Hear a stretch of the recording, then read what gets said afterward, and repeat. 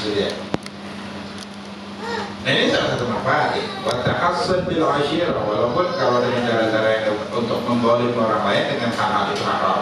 Ya, kita dengan cara yang kita besar itu. Watahassun bil ashirah. Fala yutamara fi anna nikah.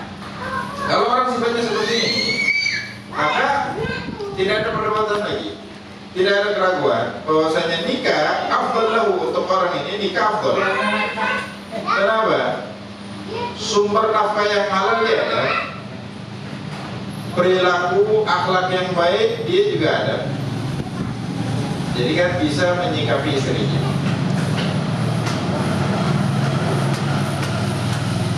Kemudian kalaupun menikah, pernikahannya dia itu tidak akan menyibukkan dirinya dari ibadah kepada Allah. Dan dia juga hidup sendirian, butuh yang nemanin, butuh yang ngurus rumah. Kemudian juga seorang pemuda, ya namanya manusia pasti ada syahwat. Yang ditaruhkan syahwatnya itu akan liar kalau tidak cerdas. Maka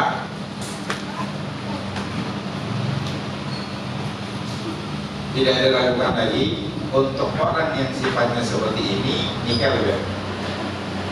Wa in tafatil fawaid, kalau faedah-faedah pernikahan dia nggak ada. Wa istama'atil afat, sebaliknya semua afat, bahaya, mudarat di dalam pernikahan itu ngumpul di dalam dirinya. Fal uzuba afdalu lahu, maka untuk orang ini lebih baik dia tidak menikah, menyendiri aja single.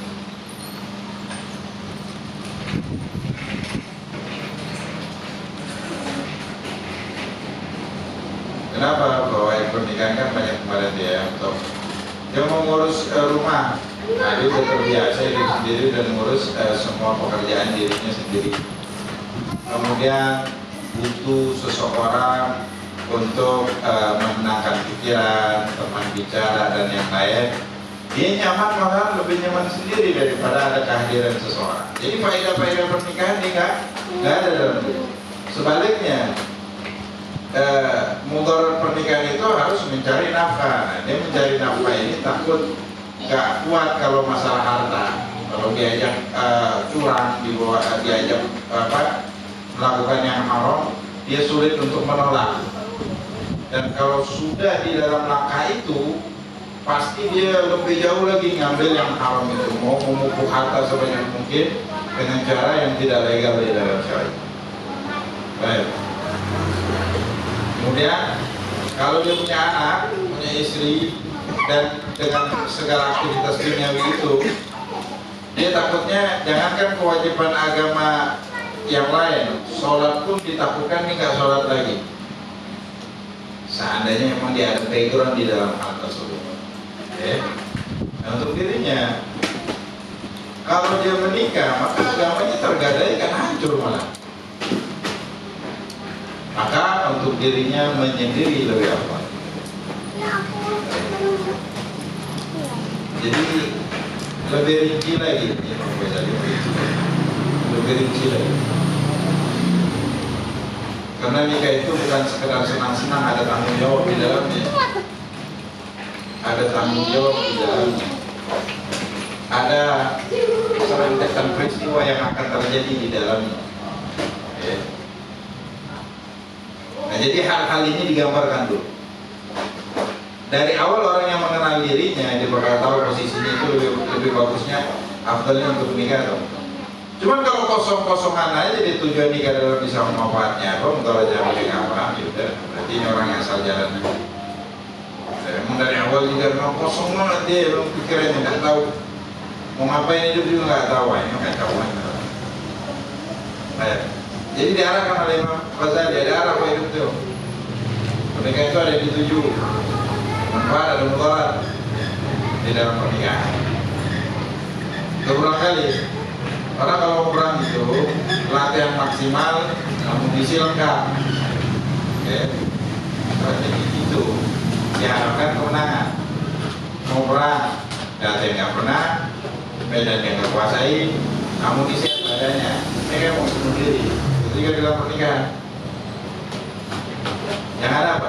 Capek, capek, menghalalkan segala cara, tekanan dari istri, tekanan dari keluarga, besar, mertua dari ipar, orang tua begini dan begitu. Dia tidak bisa mengendali. Lanjut lagi. Wa in taqabala al-amran wa huwa al-ghalib. Kalau seandainya faidahnya ada, mudaratnya ada. Wa huwa al-ghalib. Dan ini yang sering terjadi, ini yang banyak terjadi. Bayan bagi, maka sebaiknya al-yuzina ditimbang bimizan al-qisti dengan timbangan yang adil, haddu tilqal fa'idati fi ziyadah min dini, bagian daripada faidah tersebut di dalam pertambahan nilai tambah untuk agamanya, wa haddun juga bagian tilkal afat dari mara bahaya tersebut di dalam fi nuqsani minhu untuk mengurangi nilai keagamaannya. Fa idza ghalaba 'ala dhann, kalau dia itu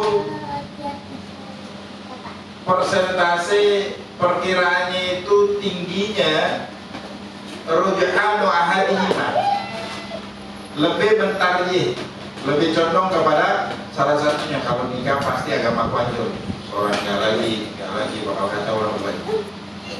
Untuk sebaliknya, kalau aku nikah malah tambah semangat, apalagi nikahnya dengan orang yang kira-kira bakal bisa menjanglah saling memberikan semangat adanya. Hukum ini, maka itu hukumnya.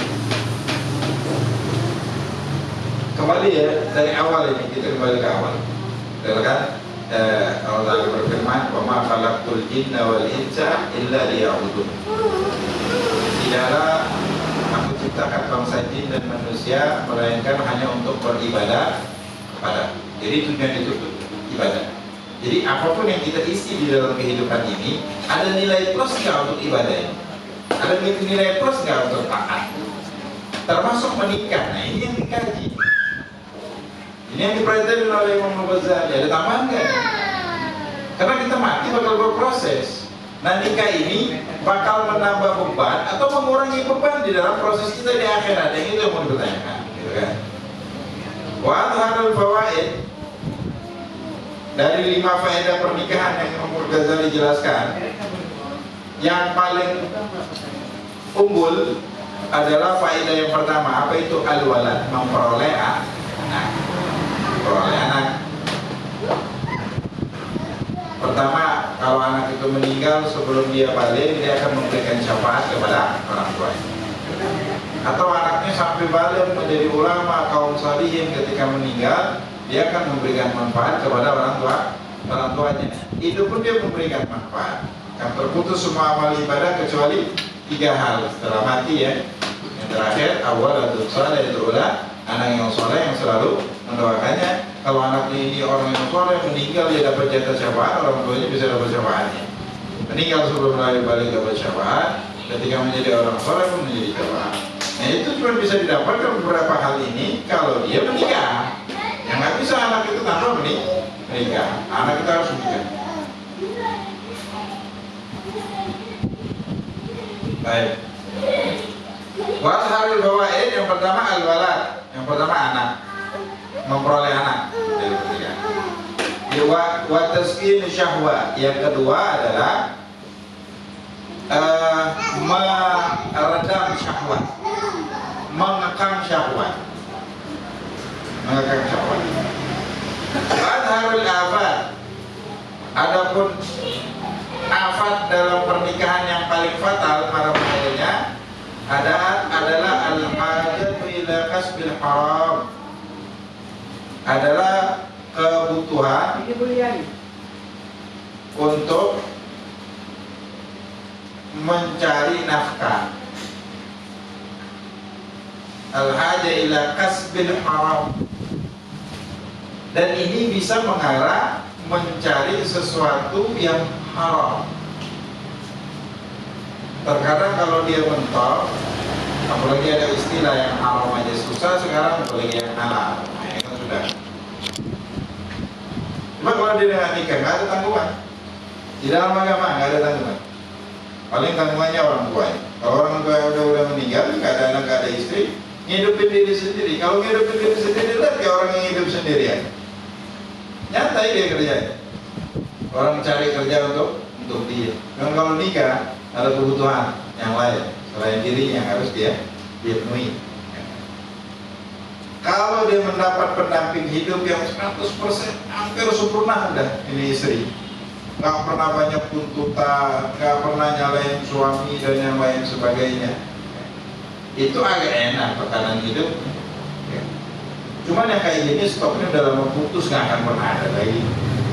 Mana mau jadi? Kayaknya sehari seminggu nggak apa-apa karuan dan yang lain sebagainya. Baik. Al-hajatu ila kasbil haram wal ishtighala anillahi subhanahu. Kemudian juga mudaratnya juga adalah pernikahan itu bisa menyibukkan dia dari Allah subhanahu wa ta'ala. Artinya kewajiban Allah dikesampingkan, bahkan sampai nggak sholat gara-gara alasannya sibuk untuk kerja, langsung aku sholat, nggak bisa aku sholat. Ya udah, kalau nggak bisa, kalau memang nggak diberi kesempatan sholat di tempat kerja, mau nggak keluar dari itu Pak, takutnya aku nggak bisa lagi, nggak dapat duit lagi. Nah, ini kan, kalau aku nggak dapat duit, kayak mana aku kasih makan anak dan istri? Sholat itu tiang agama. Berarti yang dasar kita katakan itu tidaklah aku ciptakan bangsa jin dan manusia melainkan hanya untuk beribadah kepada aku, kesampingkan. Berarti kalau nikah isinya cuma kayak ini, dia akan membuat dia jauh dari Allah. Semakin lama neraka kalau itu. Apa manfaatnya belum? Anillah subhanahu. Semua mara bahaya harus dihadapin. Kalau enggak konsekuensinya masuk neraka. Gitu kan? Nah, kalau orang man lam yakun fi adhiyatin minasyahwat, dia enggak ada gangguan syahwat. Wa kana faidatun nikahihi fi sa'yi li tahsilil walad. Jadi dia enggak ada gangguan syahwat. Dia fokus dalam ibadahnya, fokus di dalam pekerjaannya, fokus di dalam olahraganya dan yang lain lah aktivitasnya. Jadi pikirannya itu selalu stay positif, enggak ada ke arah syahwat, gitulah. Wa kana faidatun nikahi, dan faedah untuk dirinya, faedah pernikahan apa? Fisa'yi li tahsilil walad, untuk mengupayakan mendapatkan anak.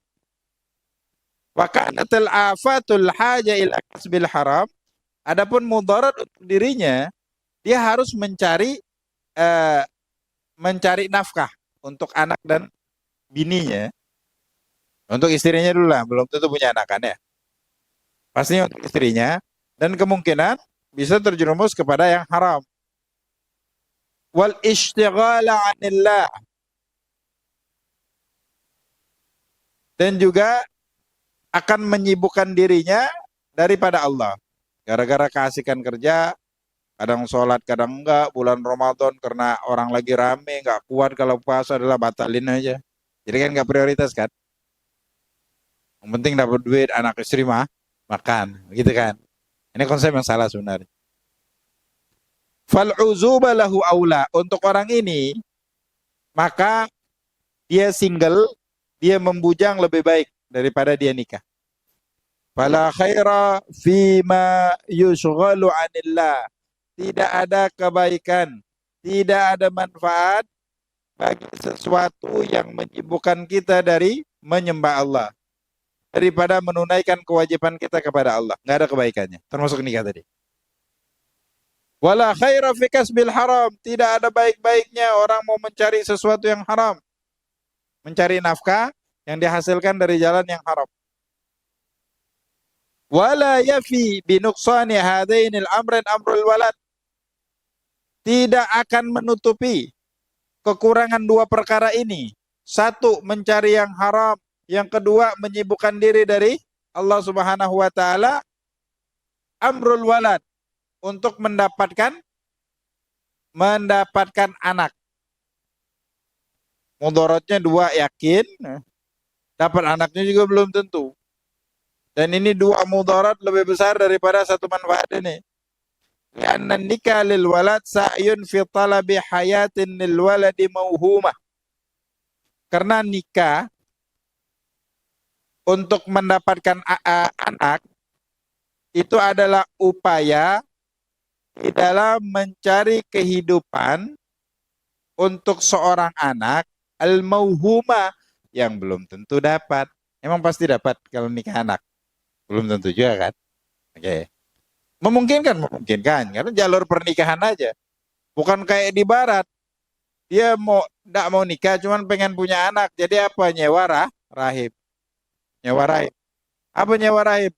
Lakinya disuruh zina sama orang lain. Anaknya diinin ke? Itu kan pemikiran yang jadi buat-buat sendiri. Nah, anak hasil perzinahan sama orang lain kok jadi anak diri klaim? Aneh nggak? Kadang nggak spermanya dia sama ininya istri dimasukin ke rahimnya orang untuk pembuahan. Ya nggak mau? Ini anak keluar dari rahim mana? Rahim yang sono.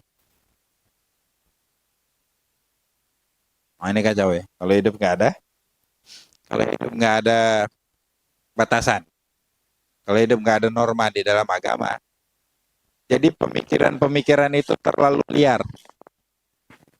liar kemana-mana. Jadi yang terjadilah keluarlah bukan hanya pemikiran dan ini praktek-prakteknya udah terjadi. Lihat. Baik. Wahada nuksan fid dinin najis. Untuk mendapatkan anak itu belum tentu dapat. Oke. Sedangkan kekurangan di dalam agamanya sesuatu yang udah terjadi di depan mata. Gara-gara nikah nggak sholat, gara-gara nikah sibuk untuk cari uang, cari harta sebanyak mungkin, menghalalkan segala cara. Kalau Imam Ghazali kan terlalu sempit cari harta yang halal kan ya menurut beliau. Cuman kita katakan kalau di dalam fikih sesuatu yang di dalam fikih disebut halal ya halal, disebut haram ya haram. Cuman tetap harus belajar fikihnya. Cuman dalam prakteknya benar juga kata Imam Ghazali banyak orang yang tidak menyampingkan itu.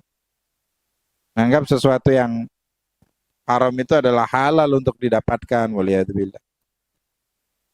Baik. Fahibduhu li hayati nafsihi wa saunuha anil halak ahammu min asai fil walad. Maka seorang menjaganya untuk kehidupan dirinya dan menjaganya daripada kehancuran, apa? Menjaga keimanannya, menjaga agamanya untuk kehidupan dirinya, menjaga agamanya dari kehancuran, itu lebih penting daripada upaya untuk mendapatkan anak. Wadzalika ribhun, itu yang namanya untung. Anak itu untung ya. Waddin ra'su malin, sedangkan agama adalah modal. Wa fi fasadiddin butlanul hayatil ukhrawiyah. Ketika agama itu rusak, maka hancurlah kehidupan ukhrawi. Wa dhahab ra'sil mal, dan hilang modalnya. Wala tuqawim hadhil faidah ihda hataini afatain. Masa kita mau yang penting kan untung aja modal hilang? Ya modal itu kan lebih besar dari untung biasanya kan? Ya nggak mungkin untung lebih besar dari modal. Untung cuma persentasenya beberapa aja. Nggak akan bisa mencari berlipat-lipat ganda dari modal. Ya jarang lah ya. Jadi itu digambarkan oleh Al-Imam Al-Ghazali. Walau taqalib wala tuqamu hadhil faida ihda hataini afatain. Faedah untuk mendatangkan anak itu tidak akan bisa membandingkan kerusakan yang dia dapatkan di dalam pernikahan. Yang pertama nggak sholat lagi, nggak puasa lagi, nggak zakat lagi dengan berbagai macam. Yang kedua mencari sesuatu yang harta walaupun dari jalur yang haram. Jadi nggak patokan agama lagi. Melancurkan, keimanannya tergadaikan. Sebelum nikah nih orang bagus. Gara-gara nikah faktor tekanan ini. Jadi dia menghalalkan segala cara. Oke, ini yang pertama yang digambarkan oleh Imam Al-Ghazali. Gimana orangnya? Keadaannya dia itu nggak ada tekanan syahwat. nggak ada tekanan syahwat. Artinya dia selalu stay positif. Kalau dia nggak ada background agama, cuman dia sholat, puasa, zakat, selebihnya aktivitas duniawi, menggelutin hobi-hobinya, nggak pernah berzina dia, nggak ada pikiran juga untuk perempuan, apalagi sesama jenis, waliyadzubillah. Artinya setiap pikiran seksualnya itu bisa dikesampingkan. Dia nggak ada obsesi untuk syahwatnya. Ada nggak orang kayak gini? Ada, cuman biasanya jarang. Nah untuk dirinya katanya Imam Ghazali, nikah itu manfaatnya apa? Kan salah satu manfaat nikah itu untuk mengekang liarnya syahwat. Untuk supaya syahwat itu ada wadah yang legal, syar'i. Untuk disalurkan. Jadi nggak butuh ini. Berarti manfaatnya apa? Manfaatnya adalah mendapatkan anak. Cuman mudarat untuk dia yang bisa didapatkan di dalam pernikahan, menyibukkan dari Allah Subhanahu wa taala dan juga bisa mendatangkan yang haram. Dan dua hal ini dirasakan di dalam hidupnya. Yang dia merasakan, dia paham sendiri atas dirinya sendiri, atas apa yang terjadi di hari-hari yang telah lalu yang dia lewatin. Kalau menikah pasti dua ini bakal terjadi. Ini gambarnya orang yang tahu dengan dirinya sendiri. Ini kan kita sambil ini kan kata Imam Ghazali ditimbang sekarang. Ini kita lagi nimbang. Nah untuk orang yang jenisnya kayak gini, maka al-uzuba afdal lahu kata Imam Ghazali, dia single lebih baik daripada dia nikah. Karena manfaat yang dia dapatkan di dalam pernikahan itu tidak seimbang dengan mudarat yang bakal dia temui. Baik. Wa amma idzan dhamma ila amril walad hajatu kasri syahwa li tauqanin nafsi ila nikah. Nudhir. Oke. Okay. Sekarang lain lagi. Faedah untuk pernikahan yang permasalahan tadi cuma dapat anak aja. Cuman untuk masalah syahwat dia aman. Nah di sini apabila indhafa disandarkan pula, digabungkan pula daripada fawaid menikahnya dia mendapatkan anak, hajah kebutuhan kasri syahwat untuk menghancurkan syahwat litauqanin nafsi ilan nikah karena dirinya jiwanya membutuhkan untuk nikah. Nah ini gambaran yang kedua. Kalau gambaran yang pertama, dia nggak ada gairah seksualnya sama siapapun. Ini ada. Maka kata Imam Ghazali, nuzir, dilihat dulu. Fa in lam yakum lijamut taqwa fi ra'sihi. Kalau di kepalanya itu tidak ada lijamut taqwa. Lijam itu pecut lah ya. Pecut takwa di kepalanya. Atau untuk kuda itu kalau di mulutnya itu yang untuk mengendalikan apa namanya? Apa namanya itu? Tali.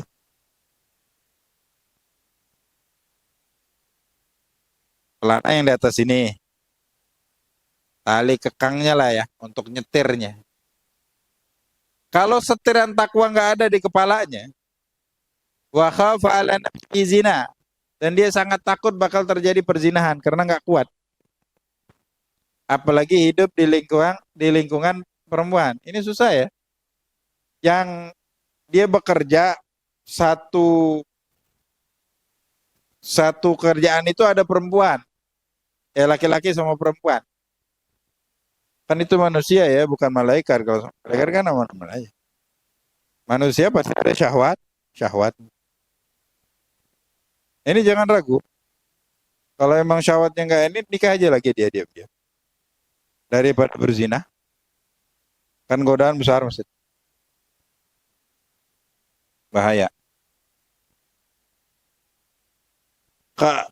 Kalau nggak nikah lagi karena yang nggak mau ambil resiko, berarti tadi lijamut taqwa tadi harus dikuatkan. Kuatin iman, nggak kuat-kuat juga biasanya itu. Susah. Apa ada istilah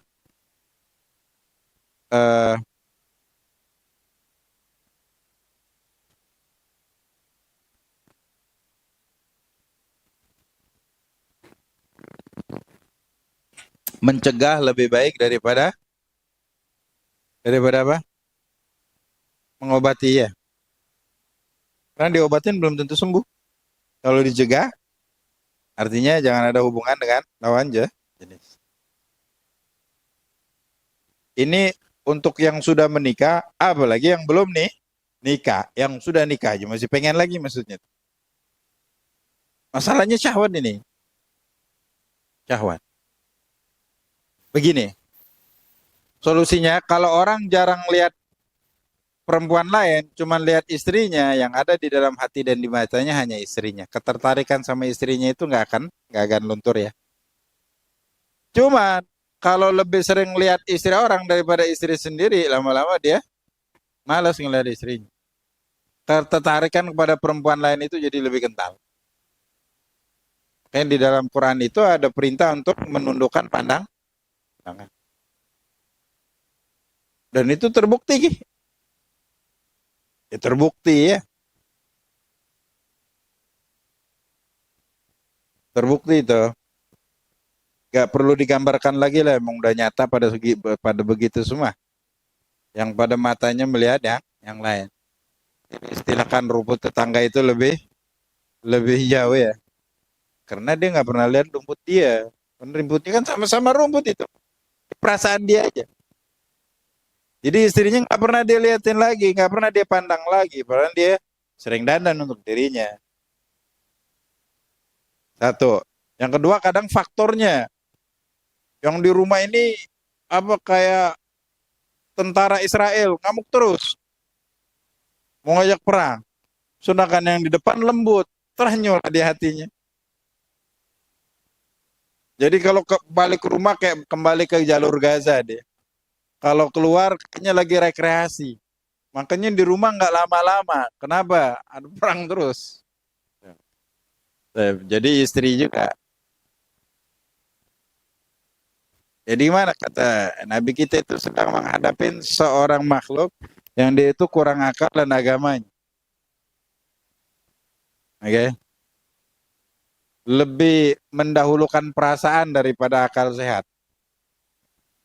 Ngomong dulu baru mikir, ya nggak semua ya, nggak semua. Cuman faktanya ya begitu. Ya begitu. Dia nggak tahu di luar rumah lakinya lagi habis diceramain sama bosnya. Pulangnya istrinya pengen pula ceramain dia. Memang rutin sih. Kajian rutin tiap hari. Nah, itu nggak boleh sebenarnya. Dosa ya. Dosa.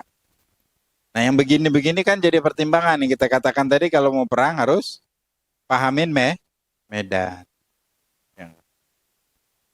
Medan.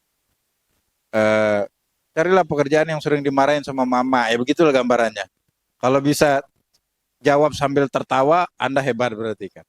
Udah siap untuk menikah. Mesti di briefing dulu biar aman dalam pernikahan. Kalau enggak takutnya shock terapi. Yang enggak ada jantung kena sakit jantung. Kalau enggak beban mental, yang enggak badannya enggak subur-subur. Beban pikiran ya.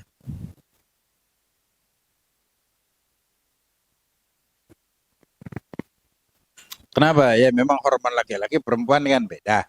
Cara pikirnya perempuan sama laki-laki beda. Jadi bini itu dia ngamuk-ngamuk marah, kita sakit hati. Dia ngerasa nggak lagi nyakitin orang nggak deh. Sama kadang kita kalau ngomong sama orang enak aja ya. Kita nyangka biasa-biasa aja ucapan. Tahu-tahu nusuk ke orang lain. Begitulah. Yang salah siapa? Ya suami juga salah. Kenapa terlalu dipikirkan, ya kan? Ada orang yang tebel kupingnya. Jadi istrinya lagi ngomel itu, dia lagi kayak nonton lawak, dia malahan seneng. Ah ini udah suhu berarti. Boleh tambah lagi. Cuman kalau masih banyak sakit hati, ini jadi bahan pertimbangan. Nikah apa enggak? Kalau nikah lagi kira-kira memperdekat jarak Israel untuk datang apa masih stay aman gitu. Nah, itu jadi pertimbangan. Ya lanjut ya. Kalau seseorang itu lija mutakwa fa'inlam, dia nggak ada lija mutakwa firasi, kendali sakwa nggak ada di dalam kepalanya. wa khafa ala nafsihi zina, dan dia ditakutkan untuk berzina. Fan nikah lahu aula. Untuk orang ini nikahnya lebih utama. Li'annahu mutaraddidun baina an yaktahim zina aw ya'kulal halal aw ya'kulal haram. Karena dia itu mutaraddidun, dihadapkan antara dua perkara. Berbuat zina, satu. Perkara yang kedua, untuk mencari nafkah yang haram. Cuma Imam Ghazali disebut cari nafkah itu pasti terjerumus ke yang haram aja. Di zaman beliau itu, tahun 500-an Hijriah, 400-an Hijriah beliau hidup. Ya, kalau zaman kita apa kabarnya begitu?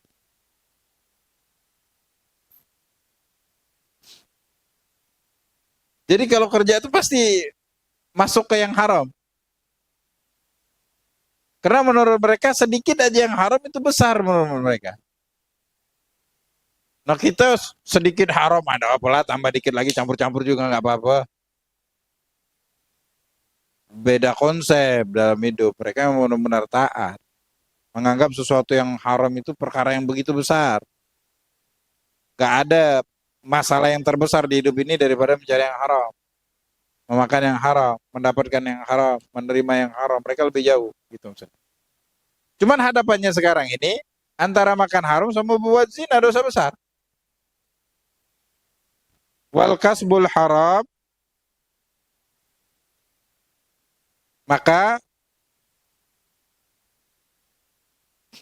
bekerja walaupun terkadang terjumus ke perbuatan haram, ahwanu syarrain, ini lebih ringan daripada dua mudarat tadi dibandingkan berzina. Baik. Ini kan, ini yang pertama. Jadi problemnya apa? Problemnya dia itu manfaat nikah untuk dirinya adalah anak, untuk mendapatkan anak. Yang kedua, memang untuk menerangkan syahwat. Kalau nggak nikah, kemungkinan besar dia bakal zina, nggak kuat lagi dia. Nahan. Baik, mudaratnya tadi meninggalkan apa perintah agama, takut menyibukkan pernikahan itu daripada mengingat Allah. Nyaman sama istrinya, berhubungan, bercumbu, berduaan, nggak pengen sholat, nggak pengen apa, wisata.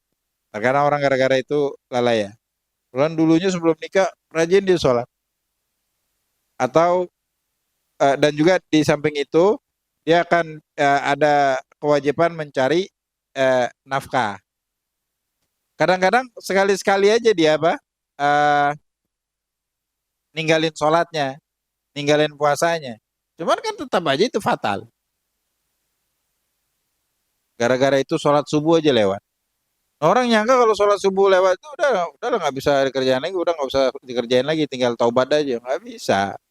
Allah kan. Nah cuman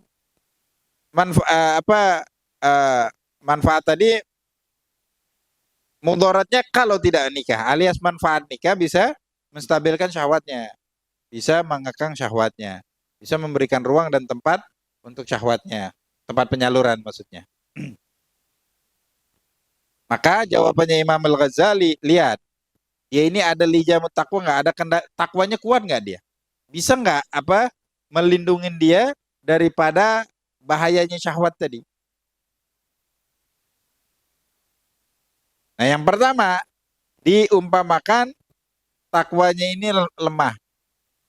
Kalau dia masih bertahan untuk tidak menikah, ditakutkan akan terjerumus kepada perzinahan. Maka kata Imam Ghazali, afdolnya permasalahan. Tadi kita ngomong ya, pokoknya kalau mentok bakal zina, afdolnya nikah pasti. Afdolnya nikah. Terus ntar nyari apa harta yang haram gimana? Dia harus paksakan dirinya untuk mencari yang halal. Mentok di haram juga lebih lebih ringan lah kebanding buat dosa besar yaitu berzina, waliyadzubillah. Baik. Wa in kana la yathiqu bi nafsi la yazni. Kalau seandainya yathiqu bi nafsi annahu la yazni, dia yakin dirinya akan aman dari perbuatan zina. Karena ada orang yang memandang perbuatan zina itu menjijikan. Aku nggak akan terjerumus di dalam hal yang menjijikan itu. Ada keamanan. Dan dia memang ada cara, ada upaya, cara yang efektif untuk menghindarkan dari perbuatan itu. Salah satunya apa? Ya tidak terlalu dekat dengan lawan jenis. Walakin la yaktir ma'adzalika ala syara'il haram. Dia kalau berzina enggak, karena memang dia santri, paham banget marah bahaya zina. Cuman kalau lirik-lirik yang lawan jenis, laki-laki ke perempuan, perempuan ke laki-laki, dia nggak bisa tahan. Ya cuci mata lah, cuci mata masih dia. Kalau zina enggak. Ala ghaddil basar anil haram. Fatarkun nikah aula. Untuk dirinya meninggalkan nikah lebih utama. Li'anna nadhara haramun. Karena memandang ke yang bukan mahramnya kan haram. Wal kasbu min ghairi wajhihi haramun. Dan juga bekerja bukan di tempatnya, bukan melalui proses legal syar'i juga haram. Wal kasbu yaqa'u daiman. Sedangkan pekerjaan ini terjadi terus-menerus. Wa fihi isyanuhu wa isyanu ahlihi. Di dalam hal ini dia terdapat maksiat dia dan maksiat kepada keluarganya. Dia dosa kepada dirinya dan dosa kepada keluarganya karena memberi makan yang haram. Wa nadhar yaqau ahyanan. Adapun pandangan itu enggak terus-terusan kan? Sesekali. Wa huwa yakhussuhu. Maka terkhusus kepada ketika memandang aja haramnya. Wa yansarimu ala qurbin. Dalam waktu dekat udah hilang keinginan untuk memandang itu, enggak terus-terusan. Beda kalau kerja, ya terus-terusan kerja. Kalau nggak terus-terusan, ya makan minum dari mana maksudnya? Wan nadharu zinal ain. Pandangan itu adalah zinanya mata. Walakin idza lam yusaddiqhul farju fahuwa ilal afwi aqrabu min aklil haram. Akan tetapi pandangan ini kalau tidak bersambut oleh kemaluan, tidak disambut oleh kemaluan, tidak diiyakan oleh kemaluan, maka dia kepada pemaafan itu lebih dekat daripada kebanding makan haram. Kalau makan haram itu agak jauh dimaafkan. Illa an yakhafa ifda'un nazar ila ma'siyatil farj. Kecuali ditakutkan dari pandangan itu nggak puas dia. Pengen melangkah lebih jauh lagi. Apa? Ingin bermaksiat dengan kemaluannya. Yaitu berzina. Fayarji'u dzalika ila khaufil anat. Maka ini akan kembali kepada takut dari perbuatan zina. Kalau takut perbuatan zina, pasti. Ini berdasarkan hadis ya. Al-ainani tazniyan. Kedua mata itu berzina. Wal lisanu yazni. Dan lisan juga berzina. Wal yadani tazniyan. Kedua tangan itu berzina. Warjilan tazniyan. Kedua kaki juga berzina. Yahgugu dzalikal farju aw yukadzibuhu. Dan yang akan membuktikannya, yang akan mengeksekusinya adalah kemaluan. Kemaluan itu akan membenarkannya atau membohongi atau menolak permintaan mata. Mata itu mengundang untuk berzina. Tangan dan kaki itu melangkah lebih ke sana. Kalau orang pacaran-pacaran, lama-lama pengennya apa? Pacaran itu pengennya apa? Enggak pengen nikah, enggak. Pacaran itu pengen zina yang ya. Enggak ada pacaran karena cinta, pacaran karena syah. Enggak ada. Kalau dia cinta, nikahin tuh anak orang. Memang ingin membangun rumah tangga bersama. Kalau sedang pacaran doang, itu pengen menikmatin tubuhnya aja. Dan perempuan memang gampang dirayu. Makanya lebih gampang terbawa perasaan. Makanya lebih mudah dibohongin. Makanya banyak dibohongin itu istri daripada suami. Ya. Lebih gampang. Diberikan janji manis dan yang lain sebagainya. Ini tadi disebut kedua mata berzina itu mengundang ke perzinahan. Lama-lama tangan meraba. kaki ngajak melangkah. Yuk, kemana? Ayolah kita suatu tempat. Berduaan, syahwat menggebu. Akhirnya eh, terjadilah perzinahan. Gitu ya. Kata syair itu, an-nadharu, an-nadhratun, pandangan, wabtisamun, senyuman, fasalamun, kemudian mengucapkan salam, famau'idun, kemudian janji, janjian mau ketemu, mau nonton, mau ngedate, mau apa kayak, famau'idun, faliqaun, janjian dulu, kemudian bertemu. Habis bertemu terjadilah yang terjadi. Kalau ditakutkan akan hal ini, maka solusinya dinikah. Oke. Jadi ya, kalau seseorang dia tidak bisa membendung syahwatnya, dia pasti akan pasti akan berzina. Untuk dia nikah lebih afdal. Terus karena dia akan jauh pernikahan ini menyibukkan diri dari Allah, eh, dan bisa mendatangkan sesuatu yang haram. Ini juga belum pasti. Oke. Perzinahan ini depan mata udah apa? Udah pasti. Jadi awalnya ini sholat. Dalam pernikahan memungkinkan pernikahan ini membuat dia meninggalkan sholat. Gambaran kita tadi semua bukan 100%. Cuman ada mengarah ke situ. Karena orang lebih tahu dari diri. Cuman depan mata ada perzinahan, lebih hancur juga, sama juga. Lama-lama dia tenggelam di dalam perzinahan, hilang agamanya, nggak juga sholat kan. Sama aja, hilang juga agamanya. Mendingan dia stabilkan syahwatnya, dia perangin ketika menikah itu, bayangannya dia bakal meninggalkan sholat, dia harus perangin. Dia harus cari cara. Dia harus jihad dirinya. Dia harus lawan dirinya. Begitu. Ketika ada mudarat ini yang lebih intens untuk diperangin, untuk diperhatikan lebih dulu kebanding manfaat nikah yang hanya untuk mendapatkan anak ya. Wa idza sabata hada, kalau hal ini sabit adanya, fal halatu tsalitsa, maka keadaan yang ketiga, wa huwa an yagwa ala gaddil basar, yaitu kuat untuk menundukkan pandangan. Jadi dia ini aman nggak berzina, yang ketiga ini ya. Kalau yang awal tadi nggak aman untuk berzina, maka nikah afdal. Yang kedua, dia aman untuk nggak berzina. Cuman kalau pandang-pandang itu nggak bisa dia, tetap aja pasti noleh. Hobi ngelihat perempuan masih tetap. Kalau zina dia aman, tahu persis dia nggak bakal berzina. Nah ini kalau pandangan itu akan menyebabkan dia untuk berzina, suatu waktu tetap nikah afdal. Kalau enggak, dia cuma sekedar pandangan aja. Terus untuk mencari yang haram, ya daripada afdalnya dia untuk tidak menikah. Yang ini ya, yang kedua afdalnya untuk tidak menikah. Kalau pandangan tadi bisa menjerumuskan dia kepada perzinahan, baru afdalnya nikah. Kalau cuma sekedar pandangan, nggak menjerumuskan dia kepada perbuatan zina, maka afdal dia untuk tidak menikah. Untuk menghindari, mencari nafkah dengan menghalalkan segala cara tadi, takut terperosok, terjerumus di dalam jurang keharaman. Yang ketiga keadaannya, wahwa an yaqwa ala gaddil basar, dia aman nggak zina, nggak juga pandang-pandang lirik-lirik, juga nggak hobi dia. Walakin la yaqwa ala dafil afkari syaghila lil qalbi, cuman tetap aja ada pikiran-pikiran seksual itu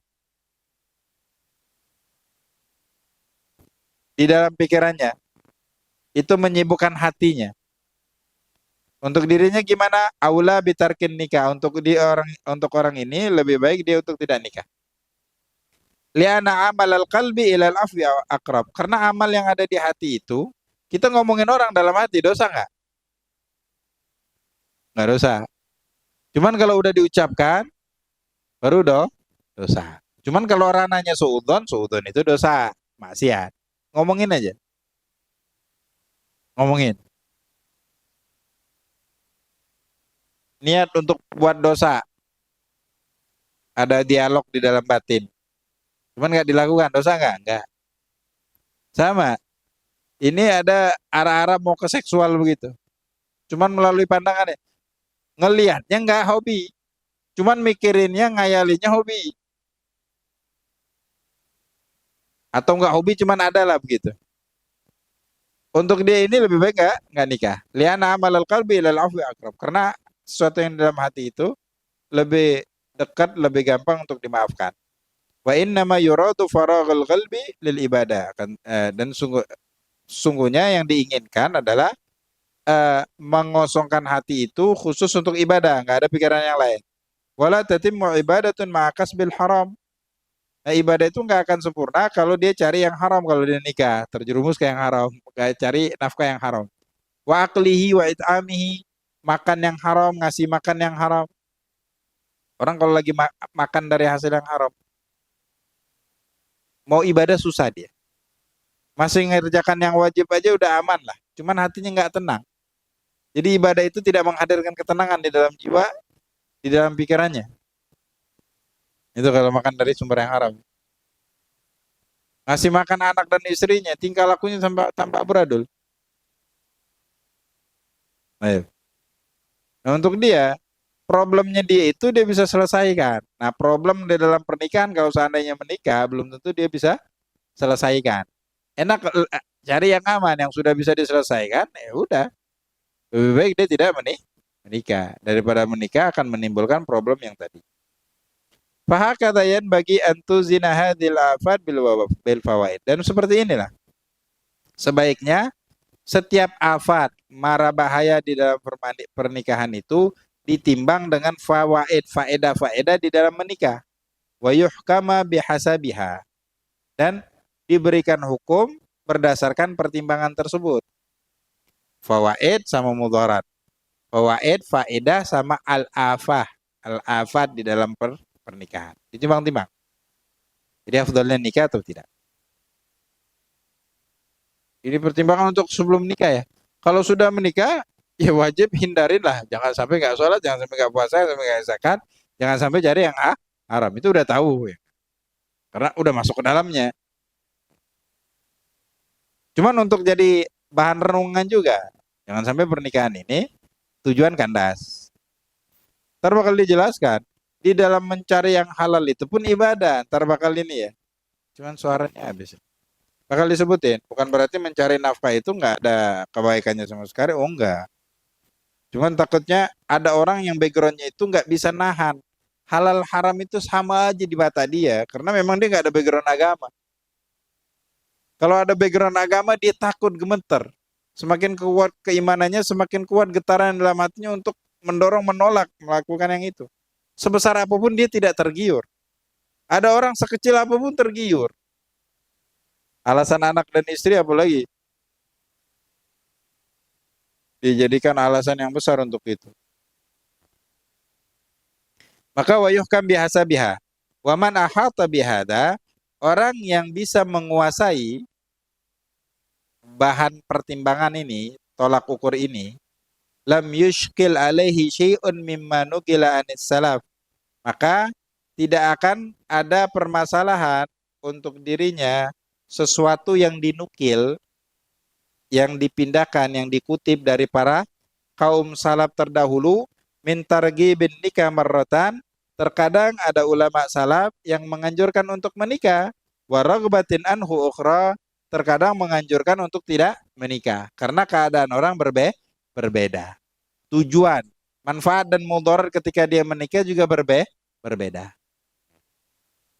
Satu ini aja, kita kalau mau pakai yang lain, jadi kita nggak bisa menghukum seorang itu, menghukumi seseorang dengan pakai satu tolak ukur, nggak bisa. Orang itu problemnya berbeda, permasalahan di dalam dirinya berbeda. Sama kalau mau kerja, setiap orang mau dikerjakan di tempat pekerjaan yang sama berbeda karena skillnya berbeda. Kemampuannya berbeda. Ketekunannya juga berbeda. Tergantung dengan spesifikasinya, penempatan ditempatkan. Begitu juga, tergantung dengan orang kita bisa menghukumi. Nah, yang salah itu mengambil kesimpulan sebelum kita paham siapa orangnya. Ini sama seperti menghakimin tidak melalui proses persidangan. Itu kan namanya zalim ya. Imam Ghazali gitu. Afdal nikah apa nggak nikah? Jadi kalau ini ada ulama dulu nggak nikah ya, padahal nikah itu sunnahnya Nabi. Jadi ngambil satu hadis, hadis yang lain dia nggak karena nggak pernah baca. Makanya disebut eh man katsura ilmuhu qalla i'tiraduh. Orang yang ilmunya banyak, tidak terlalu banyak apa namanya? Tidak terlalu banyak menentang, tidak terlalu banyak menyalahkan orang lain. Karena dia sebelum ngomong pikirnya panjang. Ada orang habis ngomong baru mikir, ini repot. Biasa orang yang kurang IQ-nya ya. Wa ragbatin an ukhra. Idzalika bihasabil ahwali sahihun. Karena ada salaf yang nikah, ada yang nggak nikah, ada yang nganjurin untuk nikah, ada yang nganjurin untuk jangan membangun rumah tangga.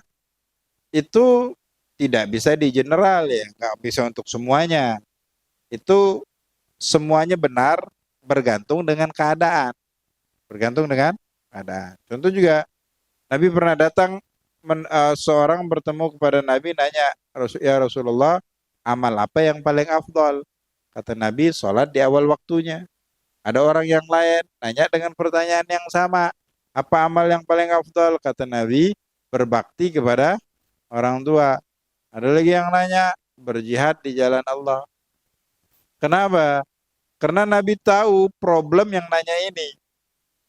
Jadi amal yang terbaik untuk dirinya, bukan untuk semua. Karena dia ini sholatnya kadang-kadang seenaknya aja, pengeratan antara waktu masih panjang, maka kata Nabi sholat awal waktu afdal. Yang ini karena dia sama orang tuanya nggak terlalu peduli, maka dikatakan berbakti kepada kedua orang tua lebih ya. Jadi kita nggak bisa mengukur satu orang dengan ukuran orang lain. Tadi perbedaan permasalahan yang dihadapi. Manfaat dan mudarat. Dalam hidup kita itu kalau mau melangkah, pikirkan dulu. Kalau aku banting setir nggak kerja lagi sama orang, buka usaha, kira-kira apa problem yang ada di lapangan? Kira-kira kemampuan untuk mengembang usaha mana? Ini contohnya ya, kalau udah mau bangun usaha. Nah ini persentase akan berhasil gimana? Ya kalau mau kayak gini kan masuk ke ilmu ekonomi juga kan ya. Di dalam manajemen dagangnya gimana? Usaha, kalau buka usaha. Kayaknya aku nggak masuk nih, belum bisa berani, udah nggak usah ngambil keputusan. Aku lebih aman steady sih sini. Ya udah jalan di sini. Kalau mau banting setir, ya berarti dia mau siap nanggung resiko. Seandainya dia gagal, apa kira-kira alternatif yang lain? Nggak ada, pasrah aja. Nah ini yang nggak diinginkan oleh Imam Ghazali. Jadi kalau ke dia dalam keadaan yang aman, jangan sampai melangkah ke sesuatu yang arahnya malah bisa menyebabkan dia tidak aman. Faktor spesifikasi yang ada di dalam dirinya. Tadi orang yang syahwatnya aman, ya, ketika menikah ada tanggung jawab untuk cari nafkah dan kemungkinan kewajiban kepada istri ke anak ini menyibukkan dia dari ibadah, dari melakukan kewajiban, apalagi hal-hal yang sunnah. Itu kita katakan ada yang habis nikah nggak pernah lagi ikut taklim, nggak pernah lagi ikut zikiran, nggak pernah lagi ikut, nggak pernah lagi baca Al-Quran. Alasan-alasan yang tadi rumah tangga. Habiskan waktu semuanya untuk dirinya. Dan dia berharap suatu ketika ada bakal waktu luang itu bakal datang lagi, rupanya enggak. Bahkan sebelumnya pernikahan apa hal-hal yang yang bakal hadir di dalam pernikahan dia nggak butuhkan. Kalau jiwanya lebih. Baik. Kesimpulannya nikah ada fawaid, ada mudarat. Untuk seseorang dia afdalnya nikah atau enggak nikah, ya ini pertimbangannya. Ntar masih ada lagi nih lanjutannya. Suaranya udah habis. Allah Subhanahu wa taala. Yang ada pertanyaan silakan.